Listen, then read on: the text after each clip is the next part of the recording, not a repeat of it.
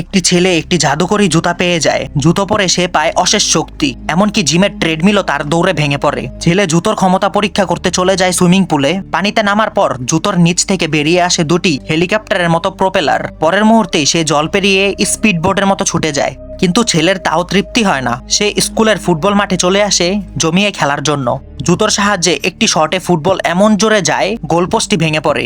এমন সময় হাজির হন ক্রীড়া শিক্ষক। শিক্ষক তাকে ধরতে চায়, আর সেই সময় ছেলেটি একটি আঘাত করে আর শিক্ষক 10 মিটার দূরে ছিটকে পড়ে। দেখা যায় ছেলেটিকে ধরার জন্য প্রধান শিক্ষক গার্ডদের নিয়ে আসছে। ঠিক তখনই ছেলেটি জুতার সাহায্যে আকাশে উড়ে যায়। হঠাৎ ছেলের জুতোর কাজ করা বন্ধ করে দেয়। ঠিক তখনই একটি ঈগল পাখি তার মাথার উপর দিয়ে উড়ে যায়। ছেলেটি ঈগলের সাহায্যে আবার আকাশে উড়ে যায়। আকাশে সে দেখতে পায় হাসি মুখের মতো মেঘ। তার ভেতর তখন অদ্ভুত শক্তিবোধ জেগে ওঠে।